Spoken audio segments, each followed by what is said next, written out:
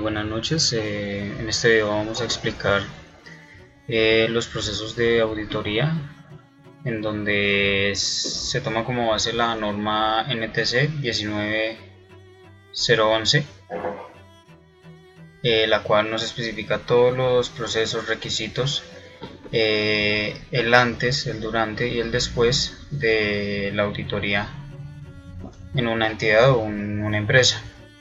Entonces, para iniciar, una auditoría es una inspección o verificación de los procedimientos de una empresa o entidad con el objetivo de establecer mejoras o de optimizar su calidad. Los principales actores son el auditor líder, el auditor, el auditado y el cliente. En algunos casos se compone de el auditor líder y el auditor pueden ser una misma persona. El cliente pues se establece directamente como un grupo de personas que sería la empresa. Ahora, para analizar el antes, es decir, la etapa previa a la auditoría, tenemos por una parte la preparación, es decir, todo lo que debemos hacer y lo que debemos preparar para poder obtener unos buenos resultados en la auditoría y poder responder frente a este requerimiento. Entonces, si analizamos la preparación, en la preparación debemos establecer primero el propósito de la auditoría, el método por el que se va a realizar, el tipo y el alcance de esta auditoría, debido a que si no tenemos esto claro, la forma de evaluar o la visión que tenemos no va a ser clara, y digamos que la auditoría no va a tener un sentido o una objetividad adecuada. También, como se hace a nivel interno, se deben pues seleccionar los auditores o los responsables directamente de la auditoría, que serán los encargados de evaluar pues los diferentes parámetros. También se debe establecer una agenda o cronograma de auditoría en donde se establecen fechas para llevar a cabo los procedimientos de auditoría o todo lo que es la evaluación. Dentro de esta agenda pues establece el tiempo como tal, el número de elementos y departamentos que se pretenden auditar, también el tamaño del equipo de auditores, pues, ya que en algunas ocasiones puede que no sea un solo auditor, sino que puede ser un equipo o un grupo. Y como tal, las fechas de reunión de auditores, es decir, para pactar o para establecer los lineamientos o toda la información relevante respecto a la auditoría. También se debe alistar o se debe tener en cuenta que para el momento de la auditoría se requiere cierta información y cierta documentación. Para ello se debe tener la documentación de identificación, almacenamiento, protección, recuperación, el tiempo de conservación. Estos son elementos muy importantes para poder llevar a cabo la auditoría, ya que sin ellos no habría una base o un fundamento para poder iniciar. Además de esto, se establece una interpretación previa, es decir, un análisis previo, en donde vamos a analizar principalmente el alcance. Dentro de esto se establece la razón por la que se va a realizar la auditoría, los elementos en documentación, es decir, los elementos que me exige la norma al momento de la auditoría. Debemos establecer quiénes son los participantes para que no hayan inconvenientes durante o después de la auditoría con que aparecen actores o faltan actores del proceso, lo que puede conllevar, digamos, a confusiones o a retrasos sobre el proceso de auditoría. Y también se deben establecer cuáles son los procesos que se pretenden analizar, ya sean los procesos de producción, los procesos administrativos. Debe estar esto muy claro. Al realizar la auditoría, es decir, en el momento en que ya inicia, se establece la documentación requerida, es decir, se debe presentar el manual de calidad, que es uno de los documentos más importantes. Se debe presentar todo lo que es todas las normas pertinentes, es decir, todos los requerimientos que se citan en la norma, ya sea del equipo o del proceso auditado. La documentación que se establece dentro de la norma, la cual nos va a indicar todos los documentos requeridos, como por ejemplo registro INVIMA o permisos, algún tipo de permiso certificado. Ya depende según lo que nos indique la norma y para el tipo de proceso que se pretende auditar. También es importante tener la documentación proporcionada por el cliente para que sirva de complemento al momento de la revisión. Y un último ítem son los registros y procedimientos de formación. Durante la auditoría hay 3 formas de recolectar las evidencias, es decir, toda aquella información que soporta el resultado de la auditoría. En primer lugar tenemos la recolección en base a la condición de las entrevistas, es decir, establecer cuál era el entorno o cuál era los condicionales al momento de la entrevista. También se puede realizar examinando los documentos. Entonces, al revisar toda la información técnica o toda la documentación que nos permite realizar un contraste o una evaluación respecto a la norma, entonces nos va a permitir soportar las decisiones de la auditoría. Además, se puede realizar por método de observación, simplemente esperar y observar cómo se realiza el proceso, cómo se realiza una actividad dentro de la institución, es decir, el comportamiento que podría llevarse a cabo generalmente en el día a día. Ahora, al momento de realizar la auditoría se establecen criterios, los cuales deben estar sustentados, se debe establecer su procedencia,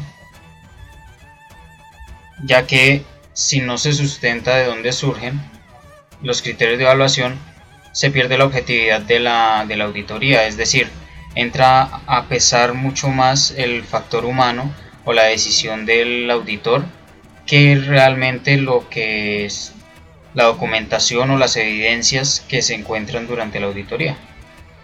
También se deben establecer unos indicadores de organización que me permitan realizar una evaluación que nos arroje resultados medibles. Y por último, se deben establecer guías y protocolos para realizar la auditoría, con el fin de optimizar el tiempo, de evitar ambigüedades o algunos inconvenientes, digamos, que pueden surgir por el factor humano como tal, por parte del auditor. El proceso para llevar a cabo durante la auditoría, entonces inicialmente a medida que se va realizando la auditoría, el auditor debe ir comunicando el progreso de la auditoría, es decir, ir indicando paso a paso que se está revisando, cuáles son los resultados temporales de las revisiones, y indicando a lo largo del día o de la jornada de auditoría cómo se va desarrollando la misma. También se debe reportar la evidencia de riesgo. Entonces el auditor debe reportar al fabricante o al cliente la evidencia de riesgo o que existe una probabilidad de riesgo en una determinada área o en un determinado proceso. Se debe notificar de inmediato. También, si existe alguna inquietud que pueda llegar a afectar el resultado de la auditoría, el auditor debe realizar las consultas pertinentes a las personas que que están a cargo del área o del proceso y que pueden aportar un poco más de conocimiento más allá de la documentación o de la simple observación del auditor. Finalmente se realiza una reunión de cierre en donde el auditor finalmente pues presenta los hallazgos con base en los elementos que puedan sugerir una no conformidad o una situación de riesgo o algún inconveniente con base en los requerimientos de la norma. Posteriormente se realiza una resolución de desacuerdos en donde se hace una participación de parte y parte, es decir, por parte del cliente o de la empresa y por parte del auditor, para establecer si realmente existe el hallazgo o es un tecnicismo o un problema de evaluación por parte del auditor, o faltaba alguna información que de pronto en el momento no pudo ser obtenida. Entonces, digamos, permite la participación de parte y parte y puede minimizar los hallazgos o las inconformidades. En el caso de que se requiera una certificación o un registro, la auditoría pues en la reunión de cierre nos va a permitir establecer si se certifica o no, o si se entrega el registro o no. Como generalmente se sugieren mejoras, se establecen sugerencias o se establecen inconformidades, lo cual necesita planes de mejora futuro, entonces se establece una fecha de auditoría futura con el fin de revisar cuáles han sido las mejorías con base en la información obtenida en la auditoría presente y establecer si las no conformidades o los hallazgos que se hayan presentado han sido solucionados, se han establecido planes de mejoras que permitan mitigar los problemas, los riesgos y los errores. Después de la auditoría, por parte de la empresa se debe emprender un arduo trabajo. Entonces se inicia con un proceso, el cual se establece por un informe, en donde se establece una por una las inconformidades, hallazgos que surgieron en la auditoría. Se realiza el informe notificando el riesgo, las causas, específicamente el tipo de causas, estableciendo posibles fallos, y lo que nos va a permitir ampliar un poco más el panorama respecto al error que se está presentando, los responsables, los actores como tal de este hallazgo, de este problema. Después de realizar el informe, se procede a realizar una revisión. Esa la realiza la alta dirección, la cual decide si está bien o no está bien el informe, si el problema sí está siendo inspeccionado de manera correcta, o si se debe hacer una investigación más exhaustiva respecto a las causas. Se establecen cuáles son los correctivos o las acciones de mejora que permitan mitigar el problema. Finalmente, después de implementar las acciones correctivas, se realiza una segunda auditoría de verificación, como se había mencionado anteriormente, con el fin de evidenciar si el hallazgo fue corregido o no, si fue mitigado. Y como resultado de esta auditoría se pueden establecer si existen no conformidades, las cuales pueden ser de tipo mayor o menor. Las de tipo mayor pueden afectar directamente el servicio o el proceso, lo cual puede conllevar directamente a un cierre o un cese de operaciones, mientras que la no conformidad menor se puede solucionar, pero nos permite de manera transversal continuar con las operaciones mientras se soluciona el problema. Los hallazgos deben ser documentados y se deben manejar. Se debe establecer la fecha del hallazgo, el lugar en donde está, el lugar o área en donde se encontró el hallazgo, el grupo, es decir, los responsables, el equipo auditor o la persona que auditó se debe establecer una descripción del hallazgo que debe ser muy concreta. Se establecen las condiciones en las que se estableció el hallazgo, ya que en algunos casos entornos ambientales o factores ajenos a la empresa como tal pueden afectar pues la evaluación de auditoría, específicamente en casos por ejemplo de producción o procesos como tal que involucren materiales tangibles.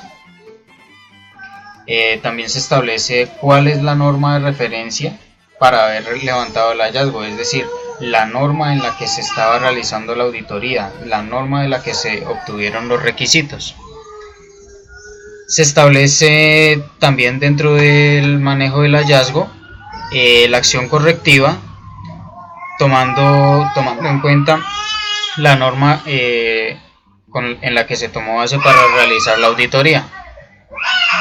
También se realiza una verificación después de realizar la corrección o después de haber implementado la acción correctiva, lo cual nos permite establecer si se mitigó el riesgo o si se requiere un nuevo plan de mejora o acciones correctivas.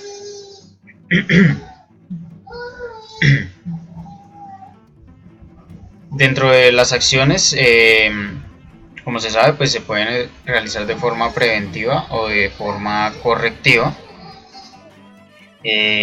Generalmente son correctivas, ya que las preventivas se deben realizar previas a la auditoría. Entonces, las acciones generalmente, después de haber establecido el hallazgo, son correctivas.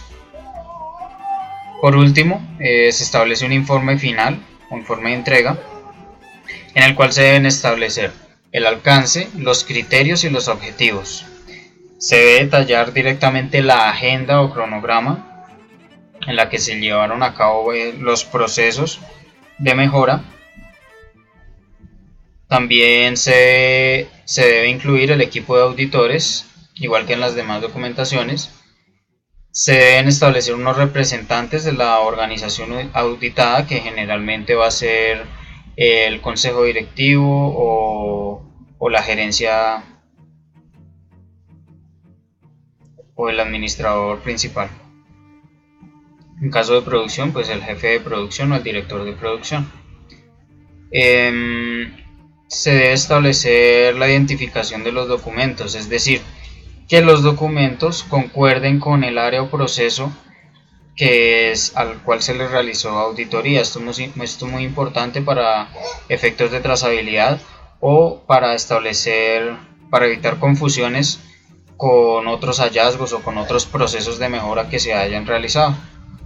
Por último, se establece una lista de descripción de hallazgos, en la cual se establecen los hallazgos que se buscaron mejorar y nos va a permitir identificar cuáles fueron los planes de mejora para cada uno de estos.